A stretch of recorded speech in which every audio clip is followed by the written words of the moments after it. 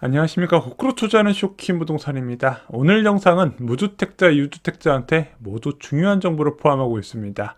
정말 많은 부자들이 이 방법을 이용했습니다. 일시적 2주택 제도인데요. 오늘 예전에 만들었던 영상을 왜 다시 말씀드렸냐? 바로 때가 왔기 때문입니다. 오늘 영상 정말로 중요합니다. 영상 시청 전에 구독으로 부자 되시기 바랍니다.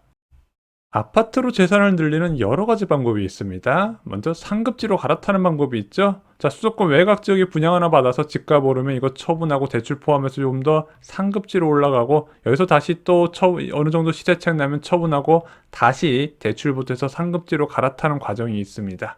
두 번째는 주택수를 늘리는 방법이 있어요. 기존 주택이 있는 상태에서 2주택자가 되고 3주택자가 되고 이런 식으로 주택수를 늘려나가면서 재산을 많이 팽창시킨다는 거죠. 대표적으로 분양권을 투자하는 경우가 있고 입주권, 갭투자 등 다양한 방법이 있습니다. 일반적으로 이런 유주택자는 주택수를 늘릴 때 분양권을 가장 선호합니다. 왜? 투자금이 적게 들거든요.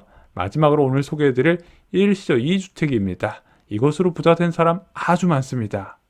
부동산을 투자할 때는요, 두 가지를 고려하셔야 됩니다. 첫 번째는 시장 흐름입니다. 자, 지금 부동산 시장 흐름이 상승 흐름이냐 하락 흐름이냐, 아니면은 상승이 끝나고 나서 보합을 유지하고 있는 상황이냐, 앞으로 하락할 가능성이 있냐, 이런 흐름을 전체적으로 확인을 해야 된다는 거죠. 두 번째는 세금입니다. 자, 취득 단계, 보유 단계, 처분 단계에서 각종 세금들이 부과되지만 가장 중요한 것은 바로 양도소득세예요. 아파트 양도소득세는요, 굉장히 높은 수준이에요. 자, 일반적인 양도소득세 기본세율을 보잖아요. 6에서 45%가 나옵니다. 과세표준 8,800만원 이상부터는 세율이 35% 이상이에요. 35%부터 45%까지 나옵니다. 그래서 기본세율 적용된다 하더라도 실제 정부가 한 3분의 1 정도는 세금으로 가져간다 보시면 돼요. 여기에 중과세율까지 적용되잖아요. 최대 75%까지 올라가게 됩니다. 그래서 아무리 시세 차익이 높아도 이런 세부담이 높아버리면 실패한 투자로 분류가 되죠. 부동산 투자자가 가장 먼저 챙겨야 되는 세제 혜택은 무엇일까요? 바로 1세대 1주택 비과세 혜택입니다. 12억 이하의 주택의 양도 차익에 대해서 비과세 혜택을 제공하는 거예요. 자, 이 1세대 1주택 비과세 혜택을 받기 위해서는 비규제 지역은 2년 보유만 하면 되고요. 그리고 조정 대상 지역은 2년 보유 플러스 거주 요건까지 채워야 됩니다. 자, 이것이 얼마나 강력할까요?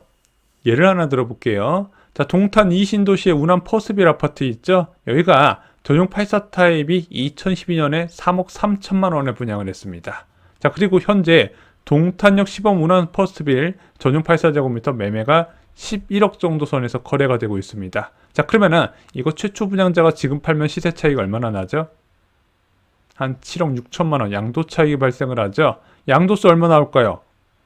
빵원입니다. 무려 7억 6천만 원의 양도 차익을 얻었지만 세금은 한 푼도 내지 않는다는 거죠. 아니, 그러면은 12억 초과하는 아파트는 이 혜택 하나도 못 받나요? 그렇지는 않고요. 12억 초과분에 대해서 이 양도 차익을 안분 계산해서 세부담이 나오게 됩니다. 하지만 실거주 목적을 충족했던 사람들은 이제 최대 8%의 장기보유 특별공제 혜택이 적용되기 때문에 실질적인 세부담이 거의 없어요. 여기에 추가하여 일시적 2주택 제도를 아셔야 됩니다. 먼저 기존 주택을 2010년 1월에 취득했다 볼게요. 기본 요건은 기존 주택 취득한 지 1년이 지나야 됩니다. 그리고 나서 취득한 신규 주택이 2015년 5월이에요. 자, 2015년 5월 이후에 언제까지 기존 주택을 처분하면 된다? 3년 이내에만 처분하면은 이 A주택 처분할 때 비과세 혜택을 제공한다는 게 핵심입니다. 자, 보세요. 2015년 5월에 2주택자가 됐고 2018년 4월까지 거의 3년 동안 주택 두 채를 보유했지만 이 두 채 모두 다 비과세 혜택을 받을 수가 있다는 거죠. 왜냐면은 2018년 4월에 주택 A 처분하고 그 다음에 B주택도 처분하면 1주택자 비과세 혜택을 받을 수 있기 때문이죠. 자, 근데 이 3년 동안 집값이 모두 상승했다면 어떨까요? 양쪽에서 막대한 시세 차익을 얻을 수가 있다는 거죠. 그래서 이런 식으로 많이 활용을 해요. 보유주택이 있잖아요. 이것을 전세를 둬요. 왜냐면은 얘를 담보로 해서 대출이 안 되기 때문에 전세를 놓은 다음에 전세 보증을 받고 새로운 주택을 매입하게 됩니다. 무슨 돈으로 매입을 한다? 여기 받은 전세금에다가 주택담보대출을 받아서 매입을 하게 되는 거예요. 그 다음에 이 기존에 보유했던 주택은 3년 이내 처분을 하면 되는 거죠. 자, 만약에 주택가격 상승세라면 양쪽에서 시세 차익이 확보가 가능한데 타이밍이 굉장히 중요합니다. 이 일시적 2주택은. 자, 만약에 타이밍을 못 맞췄다면 어떤 일이 있는지 볼게요. 자, 보유주택이 있습니다. 8억 원 정도가 해요. 바로 시장에 팔아도 8억 정도 받을 수가 있습니다. 근데 대출이 한 푼도 없어요. 이 사람은 자산도 8억, 대출이 없기 때문에 자본금도 8억 정도가 됩니다. 자, 근데 이것을 전세 5억에 세놓고 신규 주택 10억짜리를 매수하게 됩니다. 전세 보증금 5억에 주택담보대출 5억을 포함하는 거죠. 자, 근데 이 주택 매수한 시점이 2021년이에요. 그리고 나서 집값이 양쪽에서 25%씩 하락을 했죠. 자, 8억짜리가 6억 됐고 신규 주택은 10억짜리가 7억 5천만 원 됐습니다. 그럼 자본금이 얼마나 줄어들어요? 4억 5천만 원 줄어드는 거죠. 양쪽에서 하락을 맞았기 때문입니다. 그래서 일반적으로 일시적 2주택을 하기 좋은 시기는요, 기준금리 인하 흐름입니다. 자, 한번 금리 인하 기조가 시작되면 최소 3년 이상 유지되거든요. 자, 금리가 낮아지게 되면 전세 수요가 확대되고 전세 가격이 오르면서 매매 가격을 지지하게 됩니다. 또는 전세 가격이 급등하면서 매매 가격을 끌어올리는 결과까지 만들게 돼요. 자, 현재 기준금리 언제 낮출지는 아무도 모릅니다. 4분기 그리고 내년 1분기가 유력하긴 하지만 지금 10명 중 9명은 아무리 늦어도 내년 1분기에는 금리 인하가 시작될 거라고 보는 거죠. 그러면은 기준금리 고점이 일시적 2주택하기 최적이라는 거 여러분도 좀 공감이 되실 겁니다. 또한 지금 이 일시적 2주택의 걸림돌로 작용했었던 전셋값이 반등을 하기 시작했습니다. 왜냐면은 기존 주택을 전세 주고 이사를 가야지 내가 추가로 주택 구입하는 부담을 줄일 수가 있거든요. 그동안 전세 가격이 너무 낮아져서 일시적 2주택 꿈도 못 꾸다가 지금 경기도나 서울 모두 다 전세 매물이 크게 감소하고 신축 아파트 중심으로 전세 가격이 꾸준하게 올라가고 있거든요.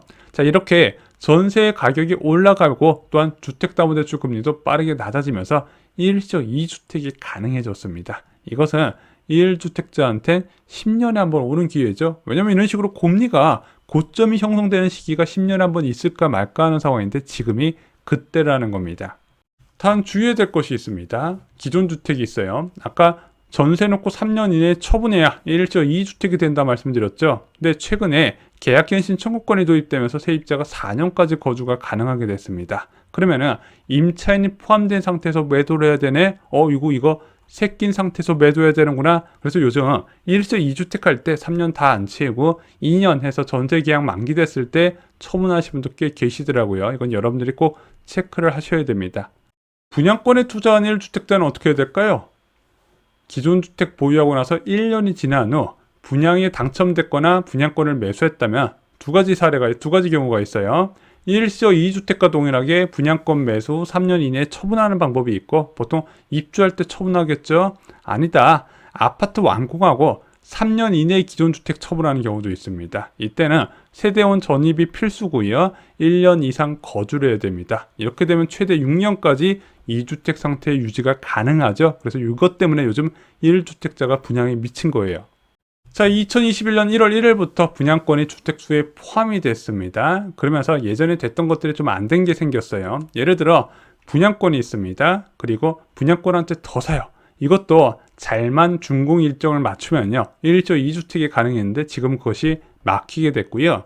자, 2021년 이후에 주택수에 포함되는 분양권을 취득한 상태에서 추가로 주택 사는 것도 일시적 2주택은 안 되게 막힌 상황입니다. 그래서 기존 주택이 주택인 상태에서만 분양권이든 주택이든 취득하셔서 일시적 2주택을 하셔야 된다는 거 잊지 마시기 바랍니다. 그런데 지금은요, 이런 이야기에도 잘 와닿지가 않습니다. 왜냐면은 이런 일시적 2주택 사람들이 적극적으로 하는 거는 집값 상승 기대감이 있을 텐데, 여전히 1주택자도 집값 상승 기대감이 아직까지는 많지는 않아요.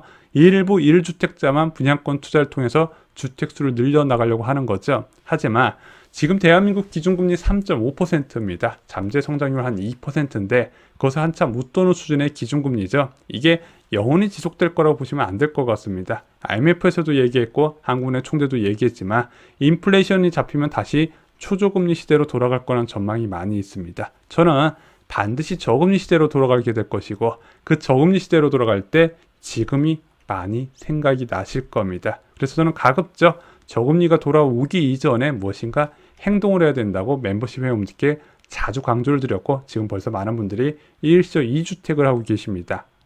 일반인에게 없는 부동산 부자들의 능력 세 가지가 있습니다. 첫 번째는 자산을 고르는 안목, 어떤 자산이 오를 것인지 선택을 잘한다는 거죠. 두 번째는 사야 할 때와 팔아야 할 때를 아는 지식, 이번에 집값 급락 시기에 이게 얼마나 중요한지 여러분들도 느끼셨을 겁니다. 마지막으로 위험을 즐기는 용기. 자, 쇼킹 부동산 신간 서적 부자들의 부동산 노트에서 이 능력 세 가지를 만나보실 수가 있습니다. 이상으로 영상 마치겠습니다. 좋아요, 구독, 공유 꼭 부탁드립니다. 감사합니다.